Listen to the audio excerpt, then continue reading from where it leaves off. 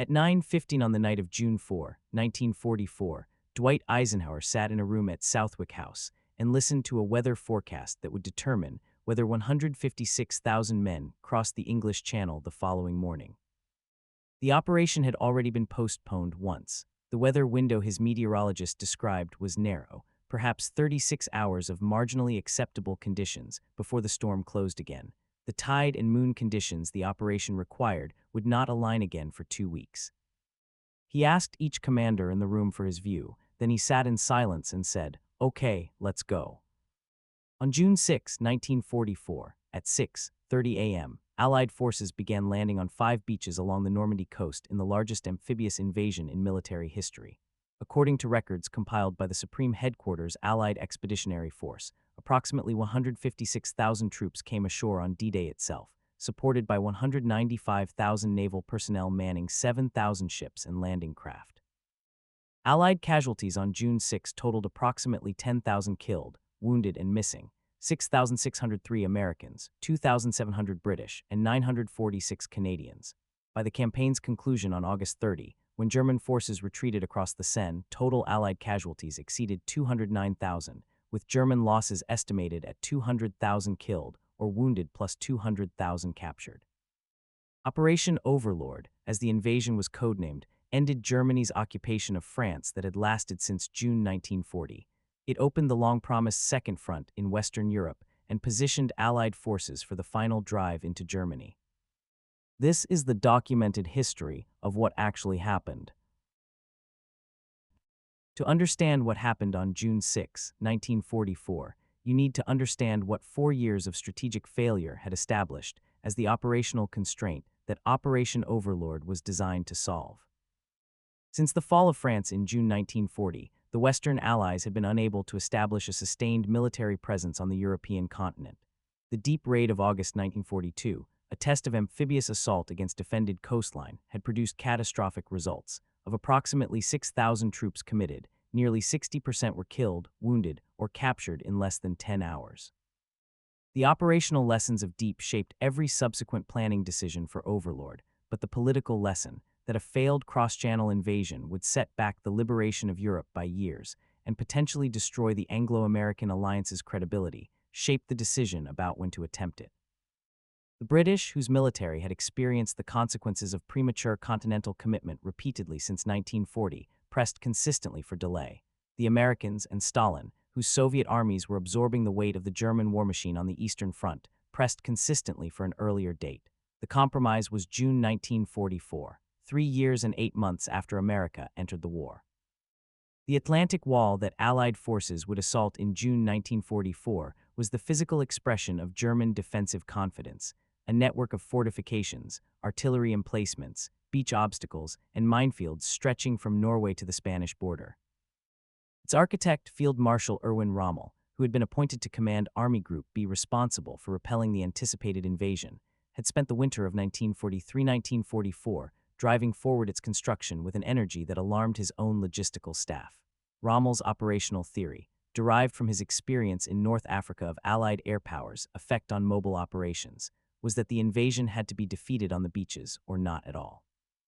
Once Allied forces were established ashore, he argued, Allied air superiority would prevent the concentration of armored reserves necessary for a counterattack. His superior, Field Marshal Gerd von Rundstedt, held the opposite view, that the Panzer reserves should be held back from the coast for a decisive counterattack once the invasion's main effort had been identified.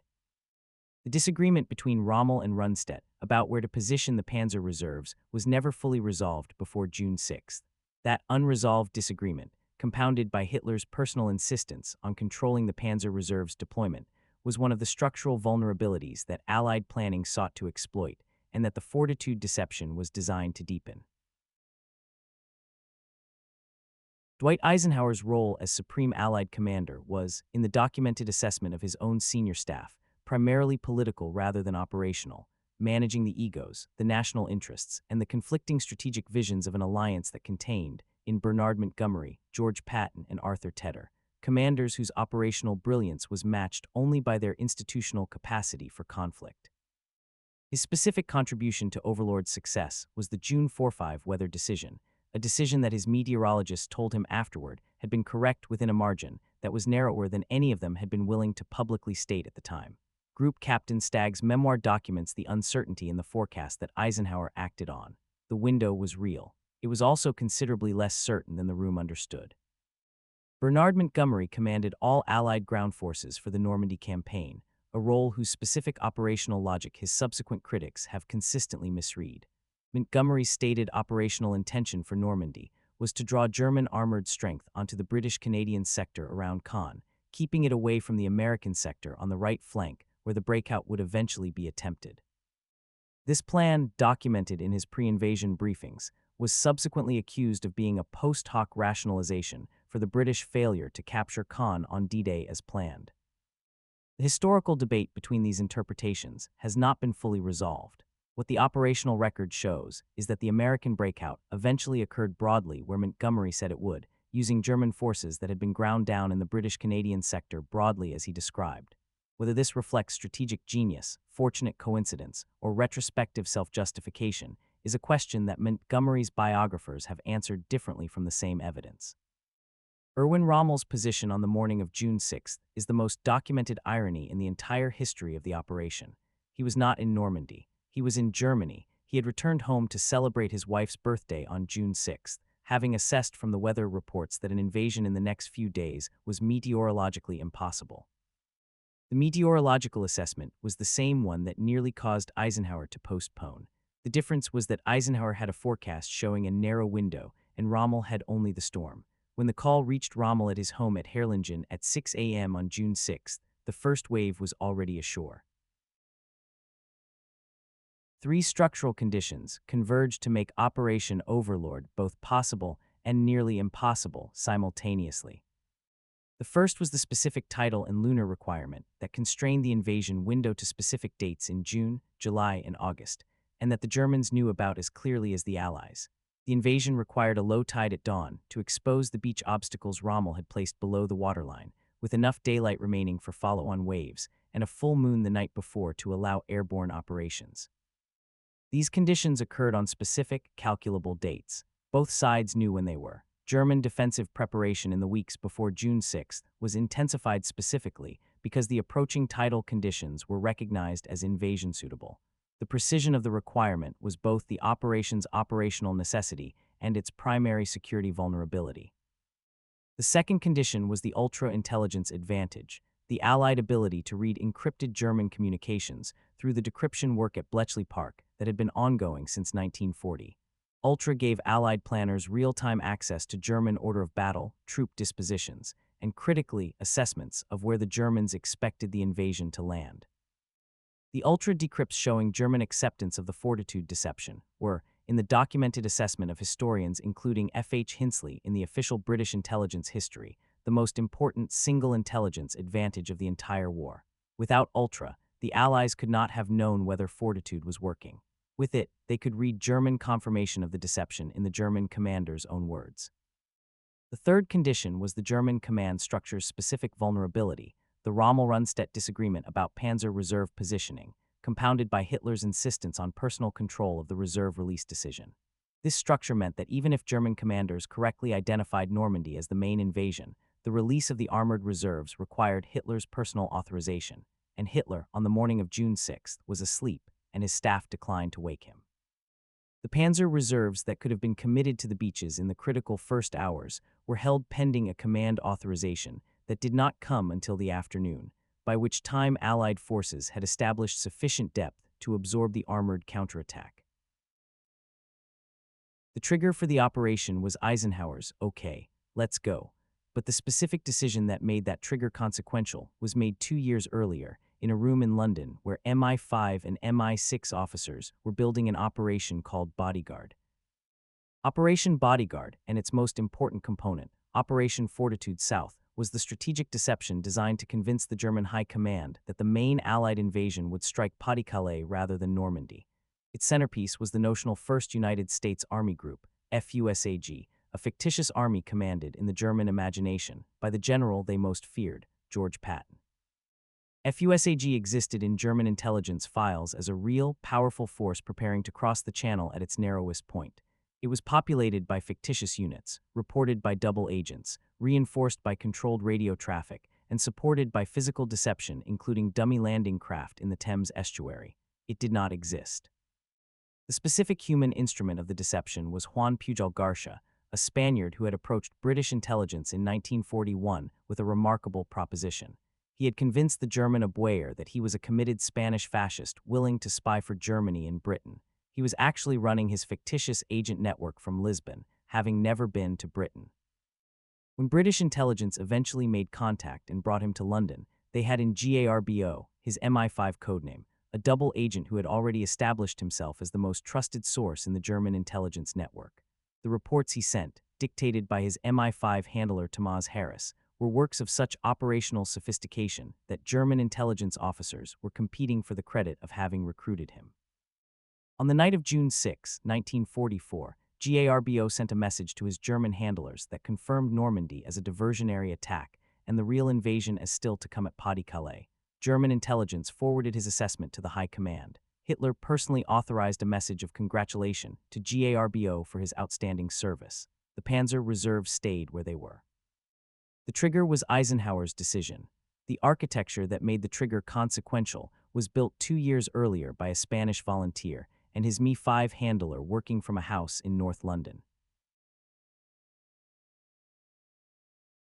Before a single soldier stepped from a landing craft onto a Norman beach, approximately 24,000 men had jumped from aircraft or landed in gliders in the darkness over Normandy. The American 82nd and 101st Airborne Divisions dropped west of Utah Beach. The British 6th Airborne Division dropped east of Sword Beach. Their objectives were to secure the invasion's flanks, preventing German armored reinforcement of the beaches, while the seaborne forces established their lodgment.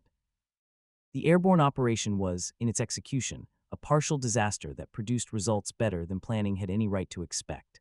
The scattered drop of the American airborne divisions, caused by heavy cloud, navigational error, and German anti-aircraft fire that caused aircraft to take evasive action at the drop point, distributed men across a 25-mile area of Normandy in patterns bearing little resemblance to their planned drop zones.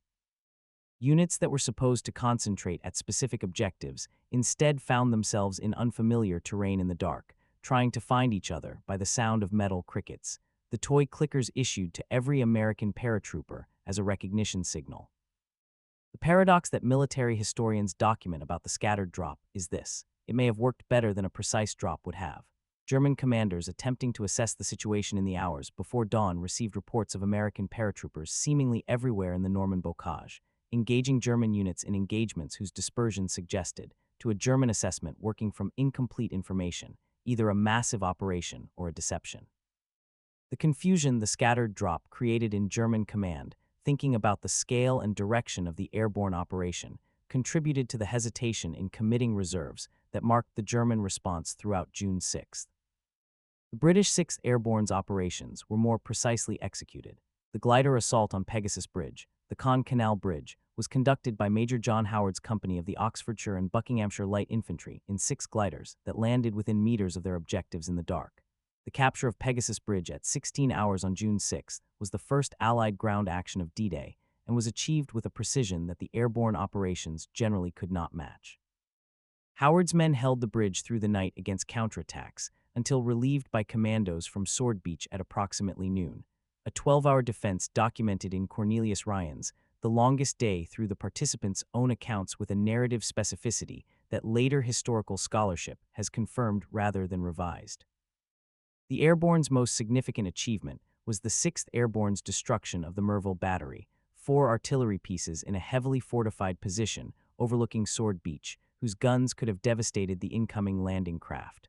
Lieutenant Colonel Terence Otway had been assigned 750 men for the assault. Equipment drops had scattered across Normandy. By the time Otway assembled his force at the battery's perimeter, he had 150 men, no heavy equipment, no mortars, and no anti-tank guns. He attacked anyway. The battery was taken. 9 of the 4 gun emplacements were destroyed before the seaborne landings began. Otway's 150 men took 70 casualties in the assault. At 6:30 a.m. on June 6, 1944, the first wave of landing craft touched the sand at Utah, Omaha, Gold, Juneau, and Sword Beaches simultaneously. What happened at 4 of those 5 beaches and what happened at the 5th are stories so different that they require separate analytical frameworks. Utah, Gold, Juneau, and Sword, the American Western Beach, and the 3 British and Canadian beaches experienced intense resistance, significant casualties, and ultimate success. The reasons for success varied by beach. At Utah, the landing craft drifted approximately 2,000 yards south of their intended landing zone, a navigational error that placed them on a less heavily defended section of beach, reducing expected casualties substantially. The operational accident worked better than the plan. At Gold, Juneau, and Sword, the British-Canadian forces benefited from a specific technical decision that American planners had rejected: the deployment of specialized armored vehicles designed by General Percy Hobart, including tanks modified to swim ashore, vehicles designed to clear beach obstacles, and flail tanks to detonate mines. Hobart's funnies, the unofficial name for the specialized armor, absorbed the initial defensive fire that at Omaha would fall on infantry, dramatically reducing British-Canadian beach casualties relative to planning assumptions. The Omaha beach disaster, documented in the after-action reports of every unit that landed there, in the medical records of the 1st and 29th Infantry Divisions, and in the Army's official history of the operation, was the product of a specific convergence of planning errors, intelligence failures, and command decisions that cannot be explained away by the heroism narrative that subsequent commemoration has applied to it. The offshore bombardment that was supposed to destroy the German defensive positions above Omaha Beach missed almost entirely. Bombers operating through cloud cover released their loads too late, an average of 3 miles inland, to avoid hitting the landing craft below. Naval gunfire was inadequate in duration and precision to destroy reinforced concrete fortifications.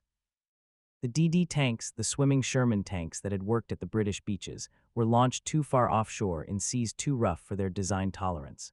Of 32 tanks launched in the American sector, 27 sank before reaching shore. The infantry that reached the beach arrived without armor, without fire support, and into the fire of the German 352nd Infantry Division, an experienced unit that Allied intelligence had failed to identify as having moved into the Omaha sector in the weeks before the invasion. The first wave at Omaha Beach suffered approximately 90% casualties in some companies within minutes of landing. The documented story of how Omaha Beach was saved is not the story of a plan succeeding. It is the story of a plan having failed completely, and of what happened in the specific absence of a plan. By approximately 8 a.m. on June 6th, the situation on Omaha Beach had deteriorated to the point where General Omar Bradley, watching from the command ship Augusta offshore, was seriously considering abandoning the Omaha landings and diverting follow-on forces to the flanking beaches.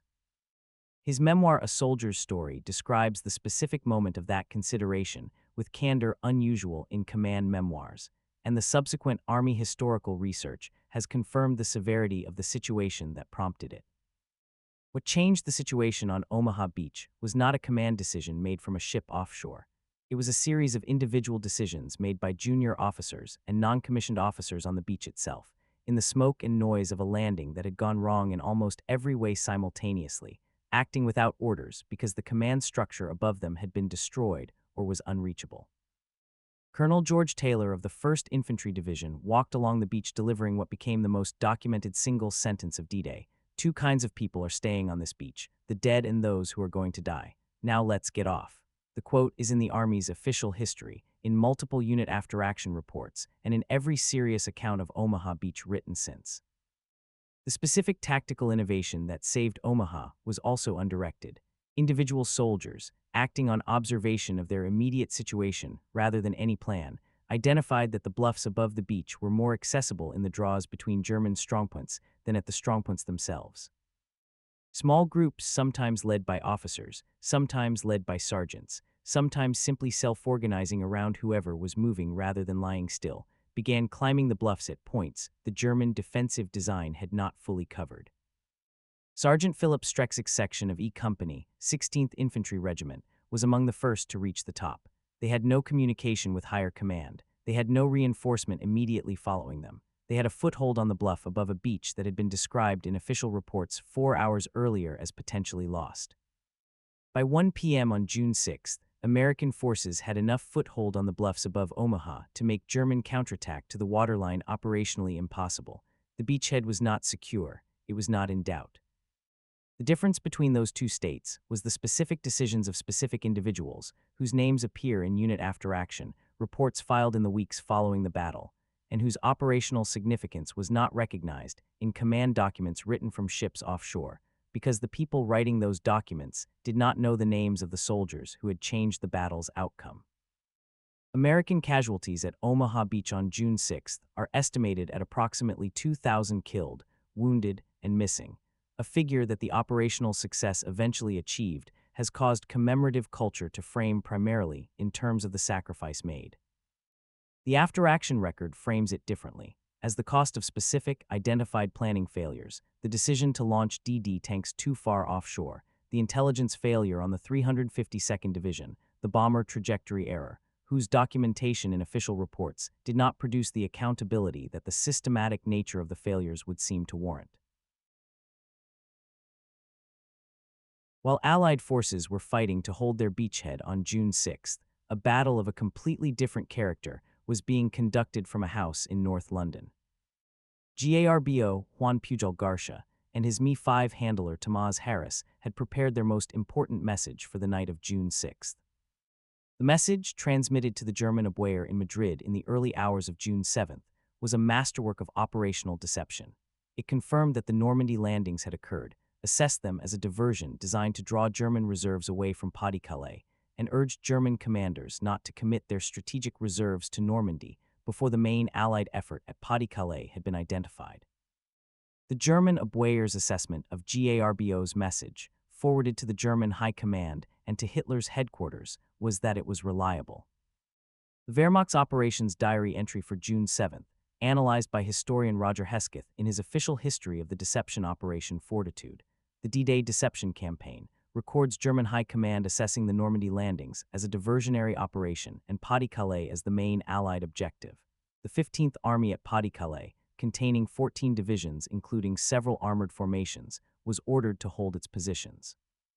The specific German formation, whose commitment to Normandy would most directly have threatened the Allied beachhead, was the 1st SS Panzer Corps, one of the most combat-experienced armored formations in the German order of battle. Its release to the Normandy front was delayed by the Fortitude deception for 7 weeks. 7 weeks in which Allied forces were building the logistical base and the troop density that made the eventual breakout possible. Field Marshal von Rundstedt's frustration with this decision is documented in his own communications, intercepted and read through Ultra. He requested release of the Panzer reserves repeatedly in the days following June 6. He was refused. He later told interrogators that if the Panzer reserves had been committed to the beaches on June 6, he believed the invasion could have been driven back into the sea. The Ultra record of his requests and the Ultra record of their denial shows Allied intelligence watching a German command argument unfold in real time and knowing from the intercepted communications that Fortitude was holding. GARBO received the Iron Cross from the German government for his services during the Normandy campaign. He had been awarded the MBE by the British government 3 days earlier. He is the only person in the documented record of World War II to have been decorated by both sides for the same operation. The commemoration of D-Day has a structural problem that the documented history of the Battle of Normandy makes visible. The beaches are remembered, and the 77 days after them are not, despite the fact that the 77 days produced more Allied casualties than the landings themselves by a factor of approximately 10. The Battle of Normandy, from the establishment of the beachhead to the closing of the Falaise pocket, killed, wounded, or captured approximately 425,000 Allied and German soldiers. It was fought primarily in the Norman bocage, hedgerow country whose dense agricultural landscape of earthen banks topped by thick vegetation reduced Allied armor and firepower advantages to near irrelevance and produced the most grinding infantry-intensive combat the Western Allies experienced in the European theater. The average Allied advance in the bocage during June and July 1944 was measurable in hundreds of meters per day against defenders who had every positional advantage the terrain provided. Montgomery's plan, keeping German armored strength engaged in the British-Canadian sector, while American forces advanced more slowly on the right, produced the specific political crisis that nearly ended his command in July 1944. Operations Epsom, Charnwood, and Goodwood, British and Canadian offensives toward Caen, produced massive casualties and limited territorial gain. American commanders, including Bradley and Eisenhower, were questioning whether Montgomery's attritional approach was operationally sound or simply British unwillingness to take offensive risks. British and Canadian casualty rates in the Caen sector were, by July, approaching the daily rates of the Somme in 1916. Operation Cobra, the American breakout launched on July 25 following a massive carpet bombing of German positions near St. Lo, changed the operational situation with a speed that the preceding weeks of attritional warfare had not suggested was possible. American armor, led by General George Patton's newly operational Third Army, poured through the gap opened by Cobra and swept west into Brittany and then east toward Paris. German forces in Normandy, rather than withdrawing to defensible positions, attempted a counterattack at Mortain ordered by Hitler, a counterattack that ultra-intelligence showed Allied commanders before it began, allowing American forces to prepare the defense that stopped it. The German counterattack at Mortain had the specific effect of driving German forces deeper into the pocket that was forming around them as American forces swept east and British and Canadian forces continued their pressure from the north. The Falaise Pocket, the encirclement of the German 7th Army and 5th Panzer Army between Allied forces converging from multiple directions, was the operational decision point of the Normandy campaign. Its closure on August 21, when Polish forces of the Canadian 1st Army met American forces near Chambois, trapped approximately 100,000 German soldiers and destroyed the cohesion of the German army in France. Approximately 50,000 German soldiers escaped the Falaise Pocket before it closed, a failure of closure that Allied commanders including Eisenhower, Bradley, and Montgomery subsequently argued about in their memoirs, with the specific passion of men who understood that the gap had allowed the reconstitution of German forces that would be encountered again in the Ardennes in December 1944. The Falaise Gap is the operational decision whose consequences most directly connect the Battle of Normandy to the Battle of the Bulge, and whose specific cause, whether attributed to Bradley's decision to halt Patton at Argenton or to the slow advance of the Canadian forces from the north, has been debated by military historians without resolution for 80 years. The D-Day narrative that dominates popular culture, the story of Allied soldiers storming beaches against German guns, of courage overcoming firepower, of the greatest generation turning the tide of the war, is a genuine and accurate account of what approximately 156,000 men did on June 6, 1944. It is also an account that leaves out the factor that most directly determined whether what those men did would succeed or fail.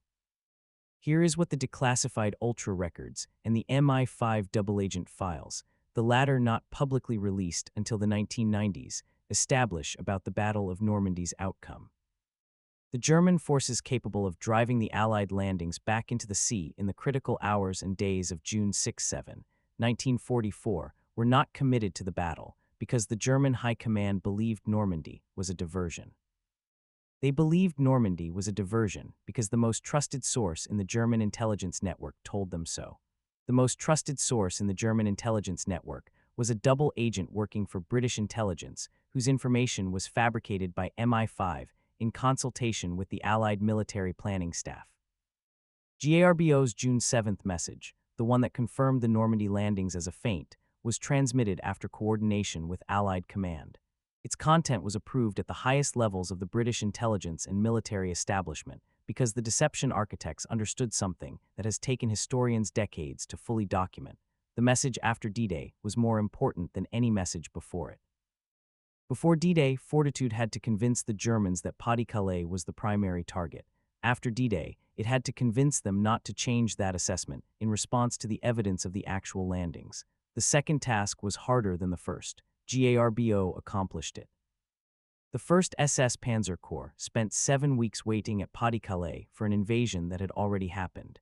Its deployment to Normandy in those 7 weeks would not have made the Allied defeat certain.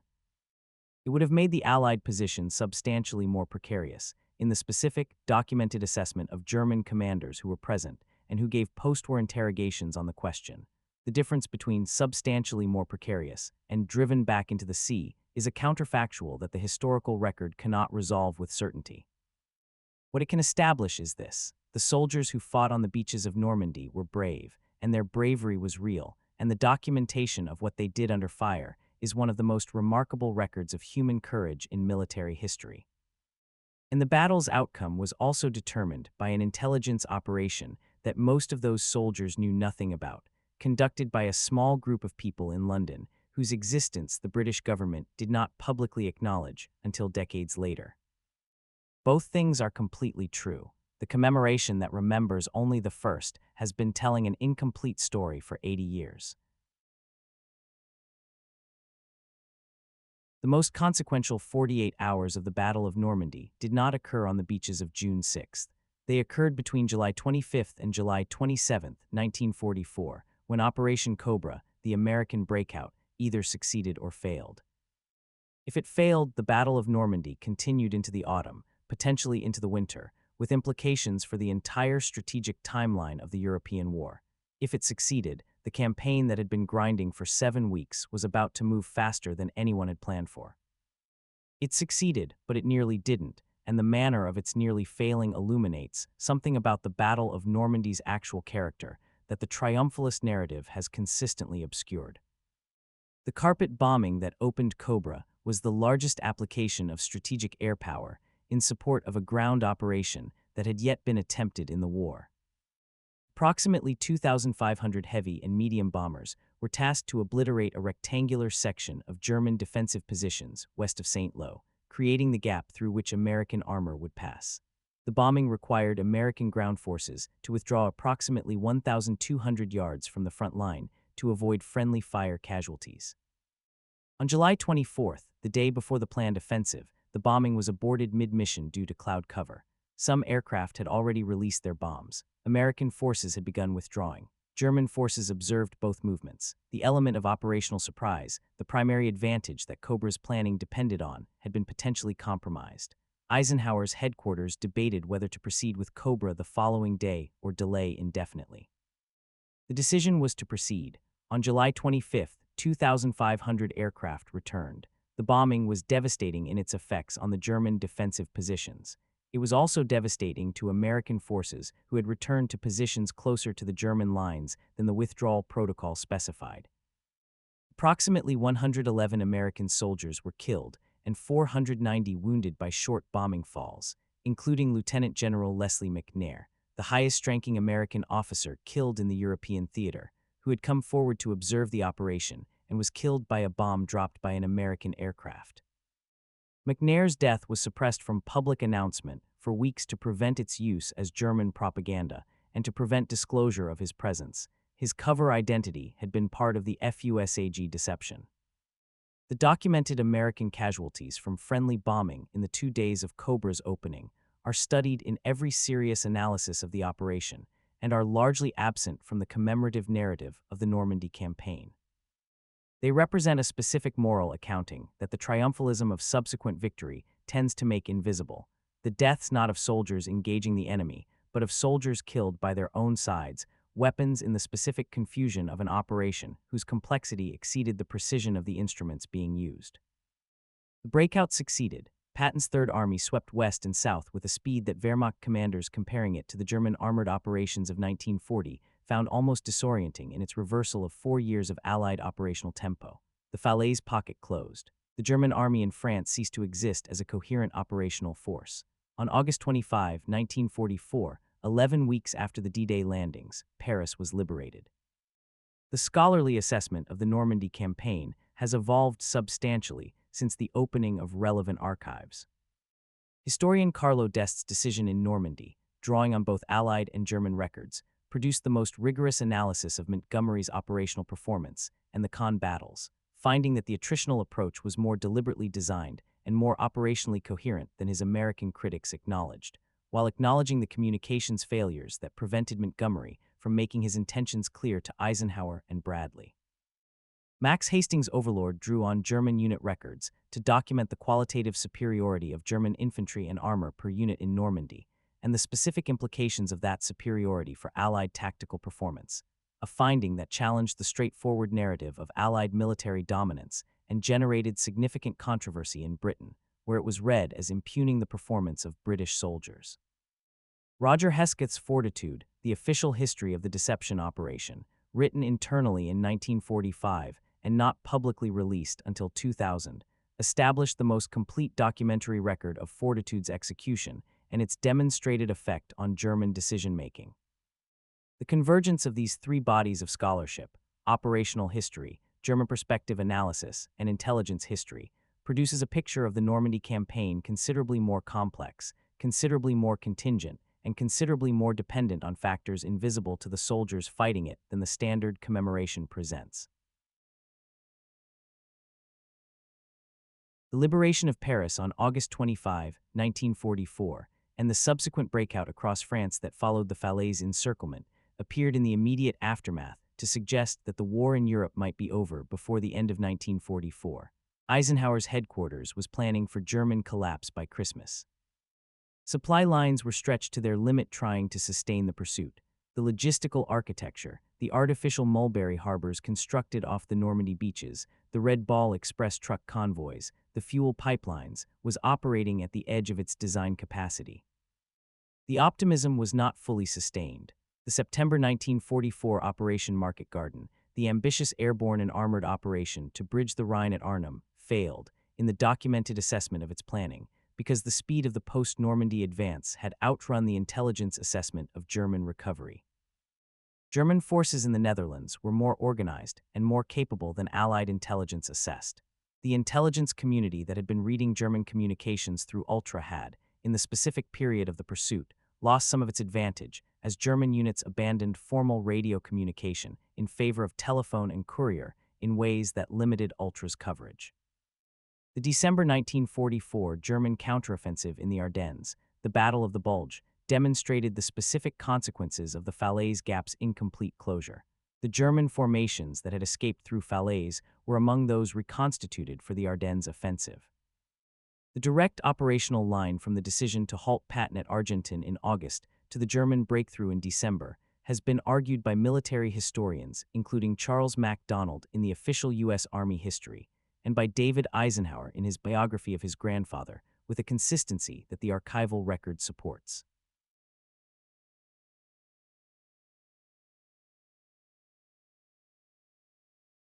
The human cost of the Normandy campaign is distributed in ways that the commemorative culture has not always accurately represented. Allied casualties in the Normandy campaign from D-Day through the closing of the Falaise pocket are approximately 226,000 killed, wounded, and captured American, British, Canadian, Polish, French, and other Allied forces combined. German casualties are estimated at approximately 200,000 killed and wounded, and approximately 200,000 captured in the Falaise pocket alone. Norman French civilian casualties, people killed in their own towns and villages by the bombing campaigns, the artillery preparation, and the ground fighting, are estimated at approximately 20,000. The liberation of Normandy killed approximately one Norman civilian for every Allied soldier killed in the campaign.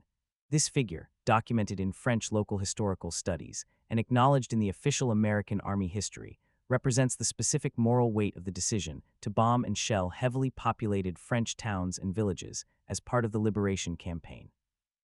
French civilians in towns like Saint-Lô, Caen, and Falaise experienced the destruction of their communities by the armies that were liberating them with a specific experience of the war that the Allied commemoration of D-Day has not always adequately engaged with. Eisenhower's personal acknowledgement of the French civilian cost is documented in his communications. He was aware that the air support strategy was destroying the country it was liberating and regarded it as an operational necessity whose moral cost he accepted explicitly rather than ignored. D-Day's most direct historical consequence was the establishment of the Second Front that Stalin had been demanding since 1941, and the specific timing of that front's establishment determined the territorial configuration of post-war Europe with consequences that lasted until 1991. The pace of the Allied advance west of the Rhine in the summer and autumn of 1944, and the pace of the Soviet advance from the east toward Berlin were, in Churchill's documented strategic thinking, a race whose finish line was not simply Germany's defeat, but the location of Allied and Soviet forces at the moment of German surrender. The territories liberated by Western forces became Western-aligned. The territories liberated by Soviet forces became Soviet-aligned. The Iron Curtain ran approximately along the line where the two armies stopped in May 1945. That line was determined in significant part by the timing of the Normandy landings and the speed of the subsequent advance, decisions made in rooms in London and Washington in 1943 and 1944. The intelligence and deception architecture that enabled D-Day's success had consequences for the subsequent development of intelligence practice that are still being mapped. The double-cross system, the network of turned German agents that produced GARBO and provided the human element of the fortitude deception, established the operational template for subsequent British and American intelligence operations, whose specific influence on Cold War intelligence practice has been documented by historians including Nigel West and Ben McIntyre. GARBO himself, Juan Pujol Garcia, lived the remainder of his life in Venezuela under an assumed identity, with the British government's knowledge and assistance, because his survival as a known British asset would have been difficult in a post-war world where some of his German contacts remained active.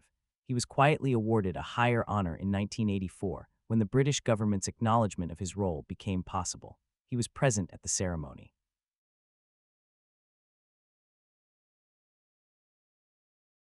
The question historians continue to debate is the counterfactual that the fortitude deception most directly raises. If the 1st SS Panzer Corps had been committed to the Normandy beaches on June 6 rather than held at Pas-de-Calais, would the invasion have held?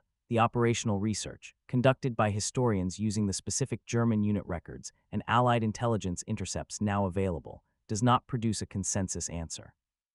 Some analyses suggest the additional armored weight would have been decisive against a beachhead that was, particularly at Omaha, extremely vulnerable in its first hours. Others argue that Allied air superiority would have destroyed the armored columns before they reached the beaches. What all the analyses agree on is that GARBO's message on the night of June 6 changed the probability distribution of possible outcomes significantly, and that the change was in the direction that made the subsequent 80 years of European history possible. Juan Pujol Garcia died in Venezuela in 1988, 4 years after the British government acknowledged his role in the operation that may have determined D-Day's outcome more directly than any individual on either beach. His grave in Caracas carries his real name. For 4 decades it carried his assumed one. The man who helped save D-Day spent most of his life as someone else, in a country that was not his, in a war that had been over for 40 years.